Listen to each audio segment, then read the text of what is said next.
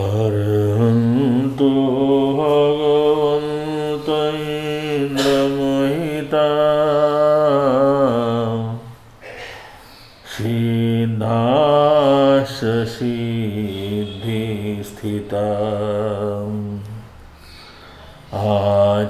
आचार्यायिन शासनोन्नतिकरा पूज्या उपाध्यायका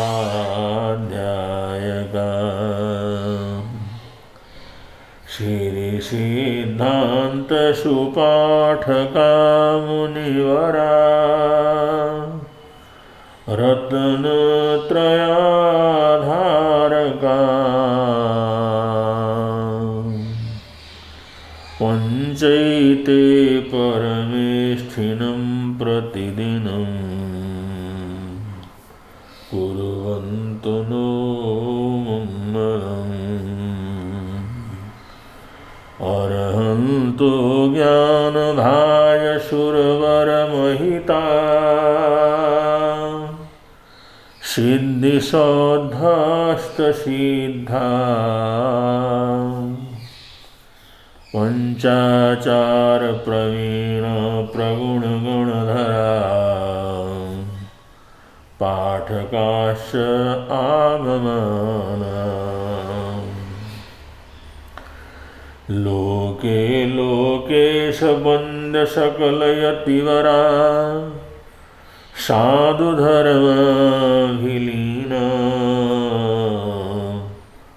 पञ्चप्येते सदावता विदधतु कुशलं विघ्ननाशं विधाय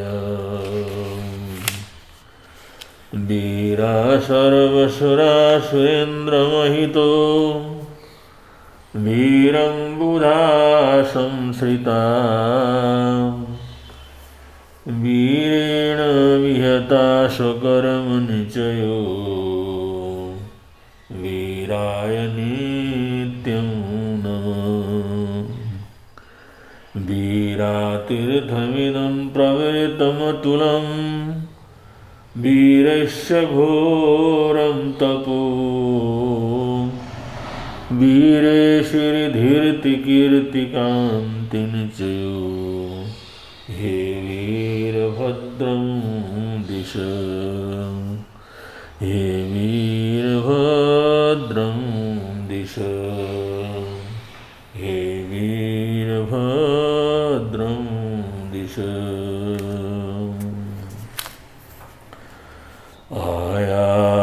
आयावयाहि च यशोगमल्लं कामे कमाहि कमियं कुदुःखं छिन्दाहि दोषं विनयज्जरागम् एवं सुहि होहिषि संपराये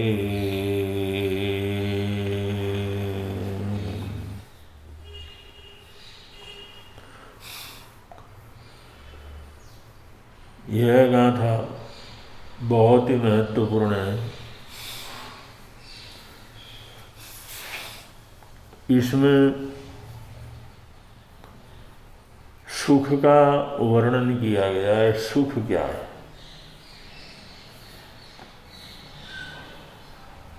वैसे अगर हम आध्यात्म दार्शनिक जगत को देखते हैं, इतिहास को पढ़ते हैं, दुनिया में बहुत मतांतर है, बहुत परंपराएं, बहुत संप्रदाय हैं। आत्मा और परमात्मा के संबंध में भी एक रूपता नहीं है। सब लोग आत्मा को मानते हैं, सब लोग परमात्मा को मानते हैं, ऐसा कुछ भी नहीं। आस्तिक जगत आत्मा परमात्मा को माने, लेकिन नास्तिक जगत इसका निराकरण करता है। आत्मा और परमात्मा ये कुछ नहीं है, जबरदस्त मतभेद है। और सारा संसार आस्तिक और नास्तिक रूप से दो भेदों के अंदर विभाजित है। कर्म, कर्म बंध, कर्म फल, इसको लेकर के भी एक मत नहीं है। बहुत सी संस्कृतियां कर्म को बड़ी प्रधानता देते हैं। वे कर्म का सुधार करो, मन के कर्म, वचन के कर्म, शरीर के कर्म। कर्म ही संसार का बीज है, जैसा करोगे वैसा फल मिलेगा। कर्म सिद्धांत, उसका विश्लेषण करते हैं। और कर्म सिद्धांत एक बड़ा मजबूत जो है सिद्धांत है, पूरा साइंटिफिक सिद्धांत है, लेकिन वो उसे नहीं मानते, कहते नहीं हमारी हिंसा जाएगी। तो कर्म बंधन होता है, कर्म का फल भुगतना ही पड़ता है, इसको भी नहीं मानते। परमात्मा खुश हो जाए, नबी खुश हो जाए तो कुछ करने की जरूरत नहीं। वो परमात्मा प्रसन्न हो जाएगा तो कर्म को भोगने की जरूरत ही नहीं। कर्म के संबंध में, कर्म है इसके संबंध में, कर्म का बंधन होता है इस संबंध में, या कर्म हमारी आत्मा के साथ लग करके पर भव के अंदर चलते हैं, ये सारी बातों के ऊपर भी एक मत नहीं है। संसार की बहुत सी मान्यताएं कर्म सिद्धांत को विशेष रूप से मानते हैं, लेकिन बहुत सी मान्यताएं कर्म सिद्धांत को नहीं मानते। वो ऐसा सोचते ही नहीं, जैसा करेंगे वैसा भुगतना पड़ेगा। तो ऐसे उसमें भी मतैक्य नहीं है दुनिया में। ऐसे नरक और स्वर्ग और जन्म मरण, कि वह आत्मा का, जीव का जन्म होता है, फिर मरण होता है। जन्म और मरण की श्रृंखला चलती रहती है। जन्म मरण का परिणाम ही सारा ये संसार है, जो सनातन परंपरा है। वो सनातन परंपरा इस जन्म मरण को मानती है, इसलिए कहते ये आत्मा सनातन है। ये आत्मा परमात्मा का स्वरूप सनातन है, कभी समाप्त होने वाला नहीं है, और शुरू से ही था, कोई इसका आदि भी नहीं है। तो आत्मा परमात्मा, जन्म मरण, कर्म और कर्म का भुगतान, ये सारी सनातन जो है सिद्धांत है।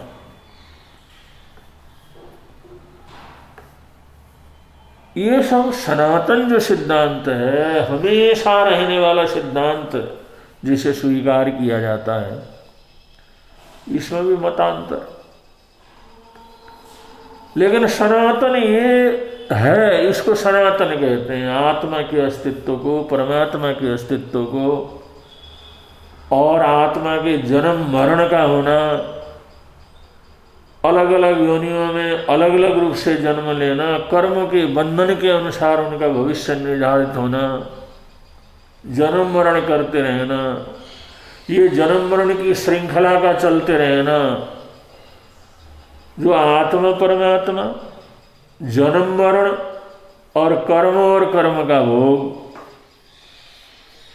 और उसी के परिणाम स्वरूप नरक स्वर्ग आदि, इसको जो मानने वाले विचारधाराएं हैं, उसको सनातन परंपरा कहा जाता है। तो सनातन ब्राह्मण होता है, सनातन वैश्य हो सकता है, सनातन शूद्र हो सकता है। तो सनातन ही, जैन है वो सनातन है, बौद्ध परंपरा वो सनातन है। जो भी दर्शन है जो इस श्रृंखला को मानते हैं,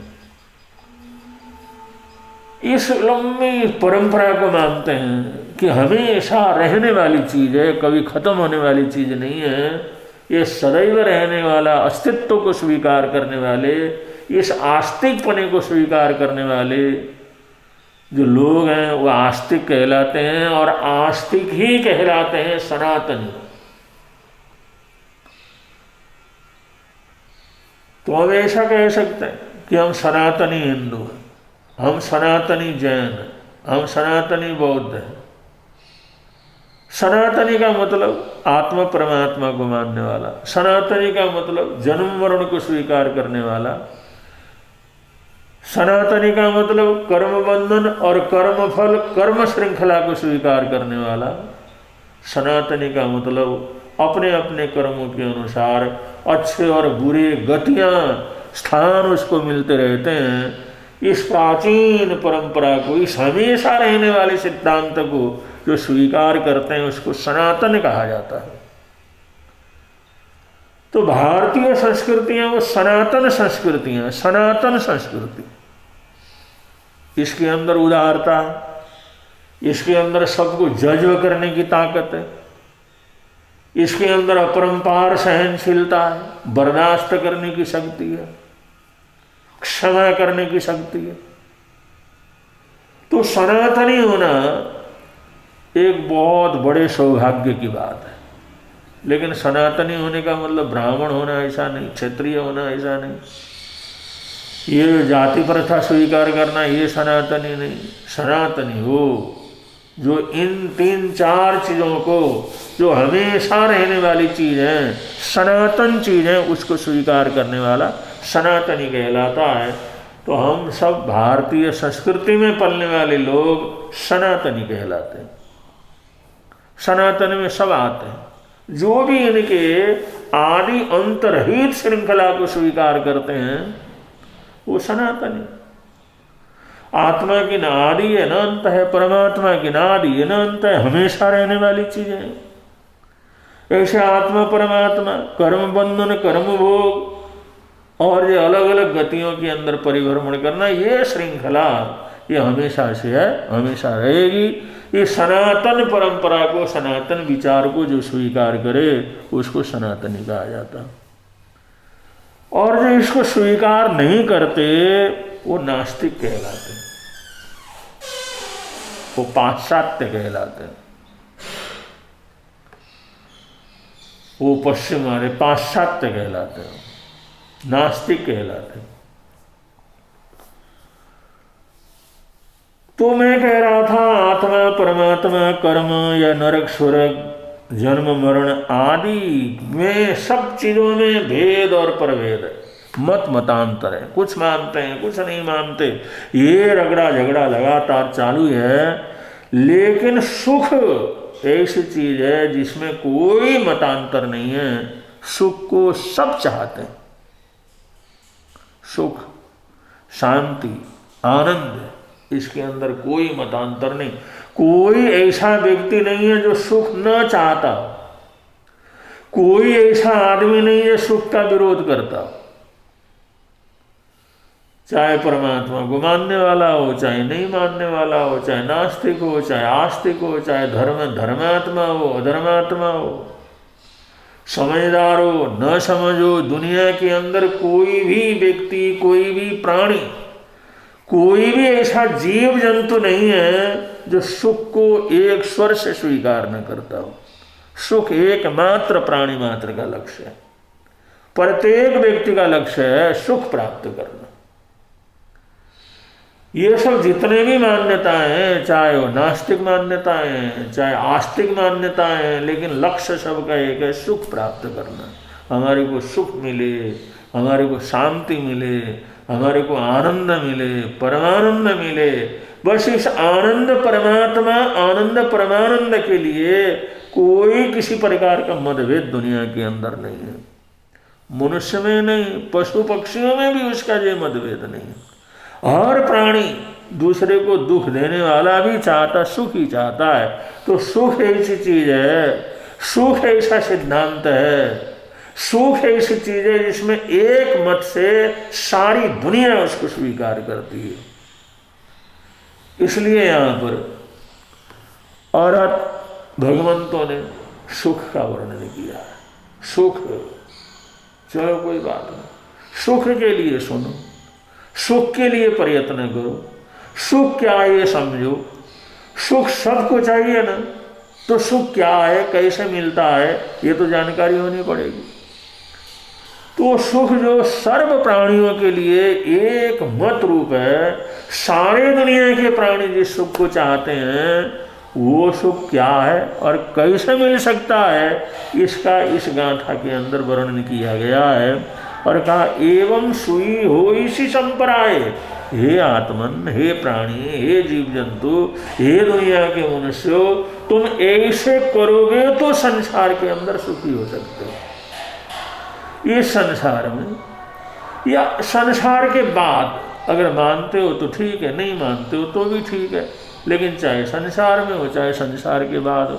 अगर जीवन में सुख चाहते हो, या ऐसे लोग हैं जो जीवन के बाद, मृत्यु के बाद भी जो है उनको भी सुख ही चाहिए, तो और सिद्धांत में मतभेद हो सकता है, लेकिन सुख सिद्धांत ऐसा है, आनंद का सिद्धांत ऐसा है, ये सबको प्रिय है, सबका चहेता है, सबका लक्ष्य है। जो महापाप कर रहा है वो भी चाहता सुख है, मैं सुख के लिए कर रहा हूँ, बलिदान दे रहा है सुख के लिए, बलि दे रहा है सुख के लिए, लड़ाई कर रहा है तो सुख के लिए, अन्याय अत्याचार कर रहा है सुख के लिए, धर्मदान कर रहा है सुख के लिए, सेवा कर रहा है वो भी सुख के लिए।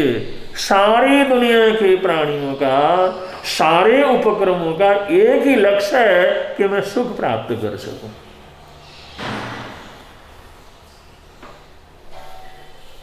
अब इसमें सुख लक्ष्य में, लक्ष्य सबका एक है, लेकिन अब वहां पहुंचने के जो रास्ते हैं, धारणाएं हैं, विश्वास हैं, वो तो स्वाभाविक रूप से अलग अलग होंगे। जब आत्मा परमात्मा के संबंध में एक मत नहीं है, जन्म मरण के संबंध में एक मत नहीं है, कर्म बंधन के संबंध में एक मत नहीं है, लेकिन ये है सुख में सारा एक मत है, सुख में एक मत है, लेकिन सुख कैसे प्राप्त करना, किस तरह से प्राप्त करना, उसमें फिर अपने अपने मतांतर हैं, अपनी अपनी इच्छाएं हैं, अपना अपना सोच है, अपने अपने विचार हैं। तो यहाँ पर अरहत भगवंतों ने जो शाश्वत, सर्वमान्य, जो सही, एकदम सत्य रूप सुख का मार्ग बतलाया है कि अगर हम सुख चाहते हैं तो इस तरह से सुख को प्राप्त किया जा सकता है, इस संसार में सुखी हुआ जा सकता है, और इस संसार को छोड़ने के बाद भी सुखी हुआ जा सकता है। तो एक सुख के सिद्धांत को यहाँ प्रस्तुत किया है। सुख है, सुख के संबंध में कोई मतार नहीं है, लेकिन उसको प्राप्त करने के रास्तों में बहुत मतांतर हैं, अलग अलग विचार हैं। तो ज्ञानियों ने जो सुख तक पहुंचने का जो रास्ता उन्होंने देखा, जो समझा, जो प्रत्यक्ष रूप से अनुभव किया, उस सुख के मार्ग का यहाँ पर इस गाथा में वर्णन करते हैं। यहाँ पर शास्त्रकार सबसे पहले कहते हैं आया बयाई चैसो गमल्लम, आत्मना लो और जीवन की जो सुकुमारता है उसको दूर करो। सुकुमार, मेहनत नहीं करना, परिश्रम नहीं करना, बैठे रहना, आलस के अंदर रहना, खाना पीना सुस्ताते रहना, तो इस प्रकार का जो रूप है शास्त्रकार कहते हैं इसको छोड़ना होगा, इस सुकुमारता को। ये संसार के चीजों के अंदर ही, संसार के साधनों के अंदर ही जो भूल जाना है, उसके अंदर ही बेभान हो जाना है। जो संसार में उपलब्ध जो चीजें आया बया ही चैसो गमल्लम, और जितने भी हमारे को सामने प्रत्यक्ष में ये छोटे बहुत जो सुख के कारण दिखते हैं, लेकिन थोड़ी देर में वो दुख रूप हो जाते हैं, तो इन प्रकार की चीजों से बच के रहना। और आया बया ही चैसो गमल्लम, और अपनी जो है ये सुकुमारता को आया बयाई, आतापना ले करके उसको दूर करना चाहिए। सबसे पहले सुकुमारता को दूर करें, आलस्य को दूर करें, छोटी छोटी चीजों के अंदर बेईमान होने की प्रवृत्तियों को दूर करें।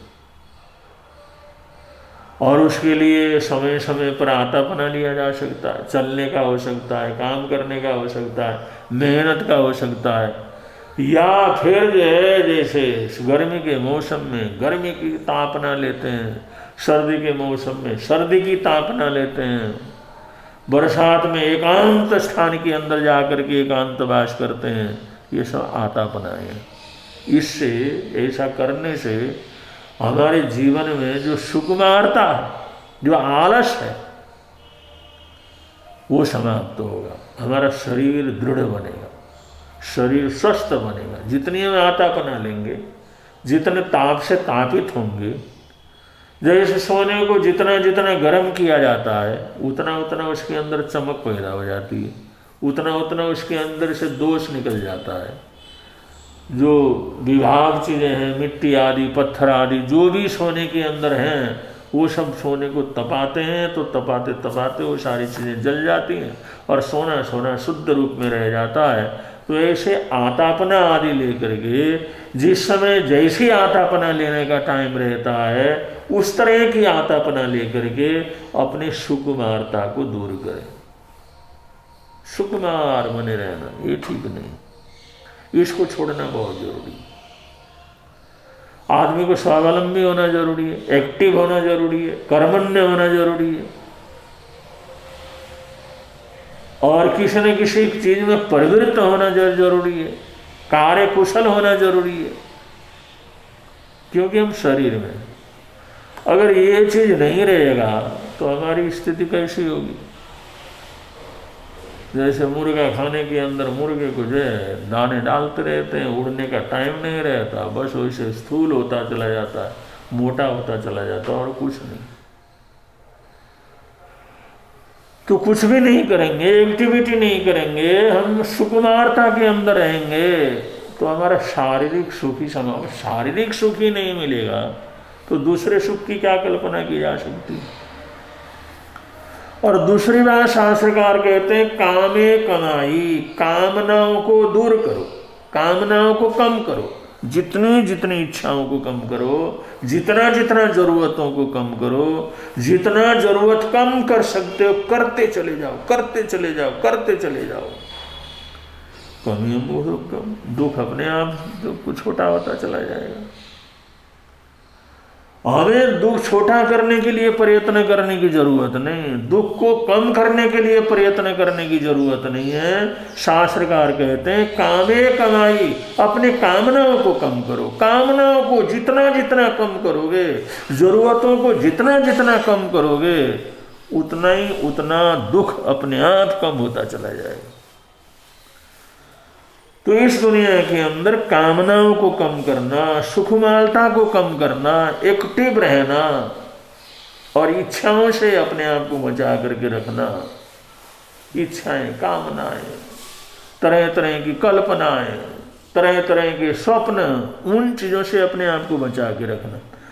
ऐसी जो कामनाएं हैं, इच्छाएं हैं, वासनाएं हैं, कल्पनाएं हैं या स्वप्न है, उन सबको कमा ही माने उसको दूर करोगे, नष्ट कर दोगे, तो कमियम खुद दुखम, दुख तो अपने आप नष्ट हो जाएगा। दुख को नष्ट करने के लिए कोई जरूरत नहीं, वो अपने आप नष्ट हो जाएगा। जैसे ही तुम कामनाओं को नष्ट करोगे वो दूर हो जाएगा। अगर ये दीपक जैसे बाती जल रही है, अगर उस बाती के अंदर अंदर तेल होगा, अगर दीपक के अंदर तेल होगा तो बाती जलती रहेगी। अगर उसके अंदर तेल होगा ही नहीं तो फिर बाती कैसे जलेगी, वो तो अपने आप बुझ जाएगी। तेल खत्म हुआ, अंदर से तेल खत्म हो गया, तो बाती बुझ गई। ऐसे जो कामनाएं और वासनाएं, इनको हमने कम कर दिया तो कमियम खुद दुखम, दुख तो अपने आप कम हो जाएगा, अपने आप नष्ट हो जाएगा, अपने आप खत्म हो जाएगा। उसको सीधा खत्म करने की कोई जरूरत नहीं, कामनाओं को खत्म करने की जरूरत है, कामनाओं के ऊपर कंट्रोल करने की जरूरत है।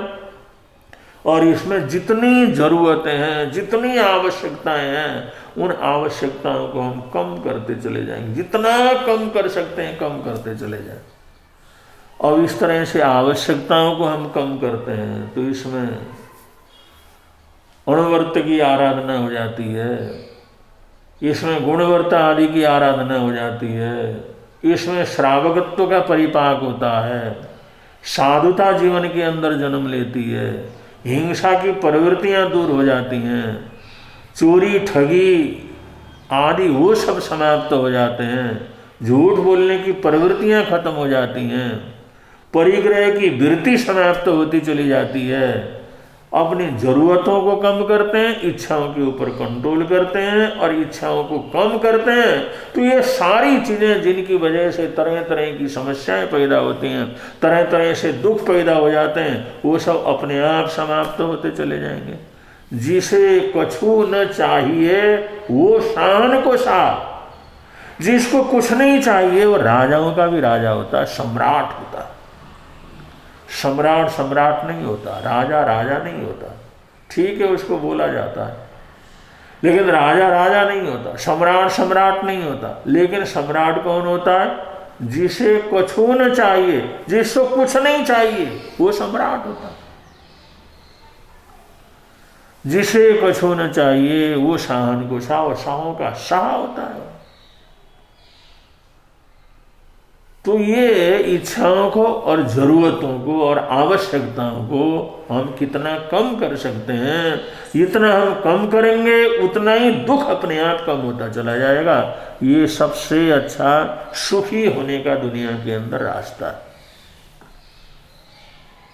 और जो आदिवासी लोग हैं वो एकदम सुखी रहते हैं। बड़े बड़े महलों के अंदर रहने वाले आत्महत्या करते हैं, आदिवासी कोई आत्महत्या नहीं करता।